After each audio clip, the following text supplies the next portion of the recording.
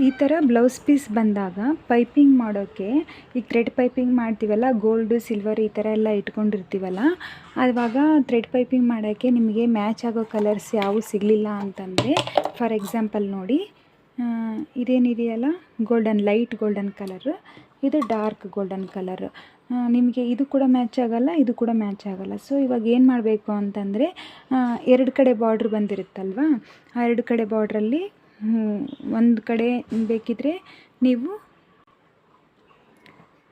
Sleeves ಒಂದು side, ಹಿಂದ್ಗಡೆ ಬೆನ್ನಿಗೆ ಒಂದು ಸೈಡ್ ಕಟ್ ಮಾಡ್ಕೋಬೇಕು. ಈಗ ಬೆನ್ನಿಗೆ ಯಾರು ಜಾಸ್ತಿ ಬಾರ್ಡ್ರ್ ಇಡ್ಸೋದಿಲ್ಲ, ಸೊ ನಾನು ಇಲ್ಲಿ ಸೈಡ್ ಪೀಸಸ್ನ ಯಾಕೆ ಜಾಯಿಂಟ್ ಮಾಡಬೇಕು ಸ್ಲೀವ್ಸಿಗೆ ಅಂತ ಹೇಳಿಬಿಟ್ಟು ಎರಡೂ ಕಡೆ ಒಂದೊಂದು ತೋಳನ್ನ ಕಟ್ ಮಾಡ್ಕೊಂಬಿಡ್ತೀನಿ. ಈ ಕಡೆ ಸೈಡ್ ಏನು ಉಳಿದಿರುತ್ತಲ್ಲ ಸ್ವಲ್ಪ ಬಟ್ಟೆ, ಆ ಬಟ್ಟೆಯಲ್ಲಿ ಈ ಥರ ಚಿಕ್ಕ ಚಿಕ್ಕದಾಗಿ ಪೀಸಸ್ನ ಕಟ್ ಮಾಡ್ಕೊತೀನಿ. ಇದನ್ನು ನೆಕ್ಲೈನಿಗೆ ಅಡ್ಜಸ್ಟ್ ಮಾಡ್ಕೊತೀನಿ. ಇದನ್ನು ಯಾವ ರೀತಿ ಅಟ್ಯಾಚ್ ಮಾಡಬೇಕು ಅನ್ನೋದನ್ನು ನಾನು ಈ ವಿಡಿಯೋದಲ್ಲಿ ನಿಮಗೆ ತೋರಿಸ್ಕೊಡ್ತೀನಿ. ಈ ಥರ ಕ್ರಾಸ್ ಪೀಸಸ್ನ ನಾವು ಕಟ್ ಮಾಡ್ಕೊಂಡಿರ್ತೀವಲ್ಲ, ಈ ಕ್ರಾಸ್ ಪೀಸಸ್ನ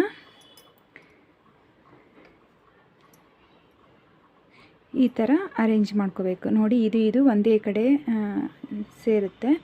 ಇನ್ನೊಂದು ಸ್ವಲ್ಪ ಹತ್ತಿರದಿಂದ ತೋರ್ಸೋಕ್ಕೆ ಪ್ರಯತ್ನ ಪಡ್ತೀನಿ.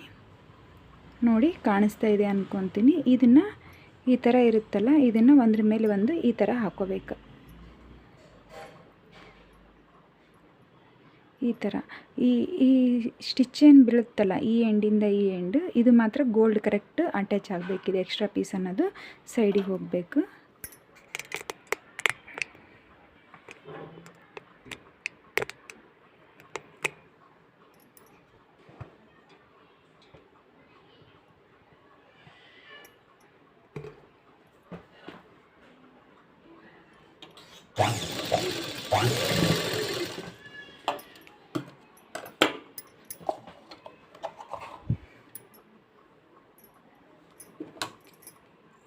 ಈ ಥರ ಎಕ್ಸ್ಟ್ರಾ ಏನಿರುತ್ತಲ್ಲ ಕ್ಲಾತ್, ಇದನ್ನು ಕಟ್ ಮಾಡ್ಕೊಂಡ್ಬಿಡ್ಬೇಕು. ನೋಡ್ತಾ ಇದ್ದೀರಲ್ವ, ಈ ಥರ ಅಟ್ಯಾಚ್ ಆಗಿದೆ. ನೀವು ಎಲ್ಲ ಕ್ಲಾತ್ನೂ ಇದೇ ಥರ ಅಟ್ಯಾಚ್ ಮಾಡ್ಕೊತ ಹೋಗಬೇಕು. ಆಮೇಲೆ ಇನ್ನೊಂದು, ಈ ಥರ ಅಟ್ಯಾಚ್ ಮಾಡಿದಾಗ ಇಲ್ಲಿ ನಿಮಗೆ ಈ ಎಕ್ಸ್ಟ್ರಾ ಕಲರ್ ಅನ್ನೋದು ಇಲ್ಲಿ ಕಾಣಿಸ್ಬಾರ್ದು. ಆ ಥರ ಇದು ನೋಡಿಕೊಂಡು ಅದು ಕಾಣಿಸ್ತಾ ಇದ್ದರೆ ಇನ್ನೊಂದು ಸ್ವಲ್ಪ ಒಳಗಡೆ ಸ್ಟಿಚ್ ಹಾಕೋಬೇಕು.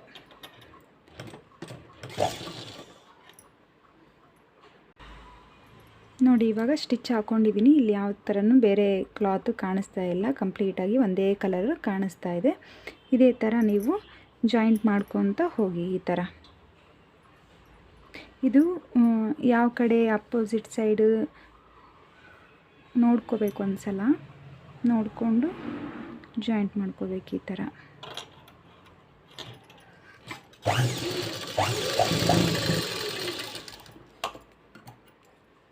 ಎಕ್ಸ್ಟ್ರಾ ಕ್ಲಾತ್ನ ಈ ಥರ ಕಟ್ ಮಾಡ್ಕೋಬೇಕು. ನೋಡಿ, ಹಿಂದ್ಗಡೆ ಕಾಣ್ತಾ ಇಲ್ಲ. ಇದೇ ಥರ ಕಂಪ್ಲೀಟ್ ನೀವು ಎಲ್ಲ ಪೀಸಸ್ನು ಜಾಯಿಂಟ್ ಮಾಡ್ಕೊತ ಹೋಗಬೇಕು.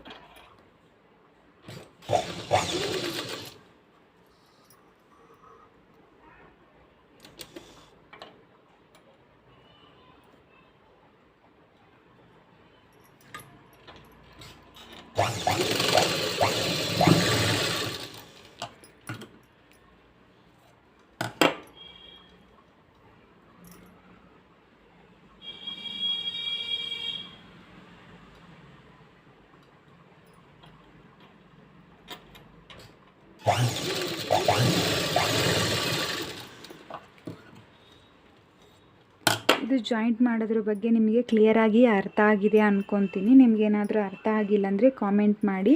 ಇನ್ನೊಂದು ಸಲ ನಾನು ನಿಮಗೆ ಕಂಪ್ಲೀಟಾಗಿ ಕ್ಲಿಯರ್ ಆಗೋ ಥರ ಬೇಕಿದ್ರೆ ಮತ್ತೊಂದು ಸಲ ವಿಡಿಯೋ ಮಾಡ್ತೀನಿ. ನಿಮಗೆ ಸ್ಟೆಪ್ ಬೈ ಸ್ಟೆಪ್ಪು ಬ್ಲೌಸಲ್ಲಿ ಏನೇನು ಮೇನ್ ಪಾಯಿಂಟ್ಸ್ ಇದೆಯಲ್ಲ ಅದ್ರ ಬಗ್ಗೆ ಎಲ್ಲ ನಾನು ಅರ್ಥ ಆಗೋ ಥರ ಕ್ಲಿಯರಾಗಿ ಒನ್ ಬೈ ಒನ್ ವಿಡಿಯೋ ಮಾಡ್ಕೊತ ಹೋಗ್ತೀನಿ. ನಿಮಗೆ ಯಾವುದಾದ್ರೂ ಅವಶ್ಯಕತೆ ಇದ್ದರೆ ಅದನ್ನು ಕೂಡ ಕೇಳಿ, ಅದನ್ನು ಕೂಡ ನಾನು ವಿಡಿಯೋ ಮಾಡೋಕ್ಕೆ ಟ್ರೈ ಮಾಡ್ತೀನಿ. ನನ್ನ ಕೈಲಾದಷ್ಟು ನಿಮಗೆ ಎಲ್ಲ ರೀತಿಯಿಂದ ಬ್ಲೌಸಲ್ಲಿ ಪರ್ಫೆಕ್ಟಾಗಿ ಬರೋ ಥರ ಎಲ್ಲ ರೀತಿಯ ವಿಡಿಯೋಸ್ನು ಮಾಡೋಕ್ಕೆ ಟ್ರೈ ಮಾಡ್ತೀನಿ.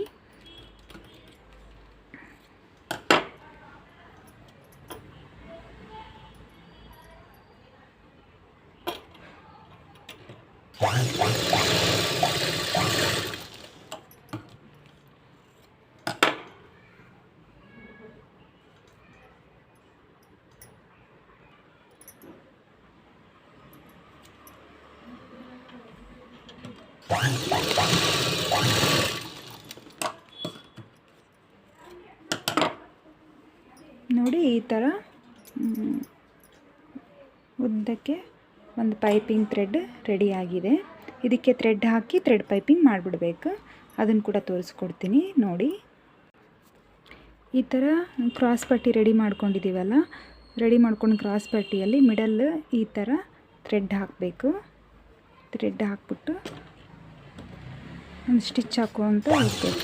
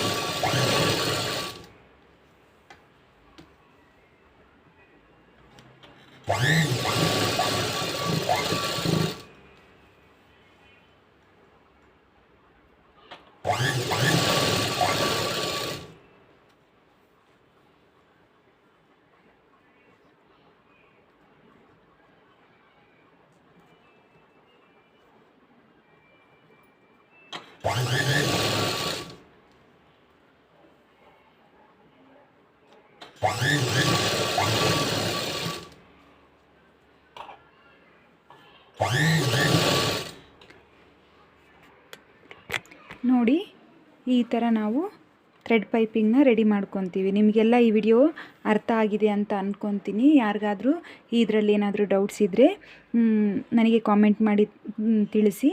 ಹಾಗೆ ಇದನ್ನು ಹೇಗೆ ನಾವು ಬ್ಲೌಸ್ ಮೇಲೆ ಹಾಕಬೇಕು, ಹೇಗೆ ಅದನ್ನು ಇನ್ವಿಸಿಬಲ್ ಥರ ಪೈಪಿಂಗ್ ಮಾಡಬೇಕು ಅನ್ನೋದನ್ನು ನಾನು ನೆಕ್ಸ್ಟ್ ವಿಡಿಯೋದಲ್ಲಿ ತೋರಿಸ್ಕೊಡ್ತೀನಿ. ನೆಕ್ಸ್ಟ್ ವಿಡಿಯೋನ ತಪ್ಪದೆ ನೋಡಿ, ಅಂದರೆ ನಿಮಗೆ ಕಂಪ್ಲೀಟ್ ಥ್ರೆಡ್ ಪೈಪಿಂಗ್ ಹಾಕೋದು ಅರ್ಥ ಆಗುತ್ತೆ. ಇದೇ ವಿಡಿಯೋದಲ್ಲಿ ತೋರಿಸಿದರೆ ವಿಡಿಯೋ ತುಂಬ ಲೆಂದಿ ಆಗುತ್ತೆ. ಸೊ ನೆಕ್ಸ್ಟ್ ವಿಡಿಯೋದಲ್ಲಿ ಪೈಪಿಂಗ್ ಹೇಗೆ ಮಾಡಬೇಕು ಅನ್ನೋದನ್ನು ನಾನು ನಿಮಗೆ ತೋರಿಸ್ಕೊಡ್ತೀನಿ. Thank you.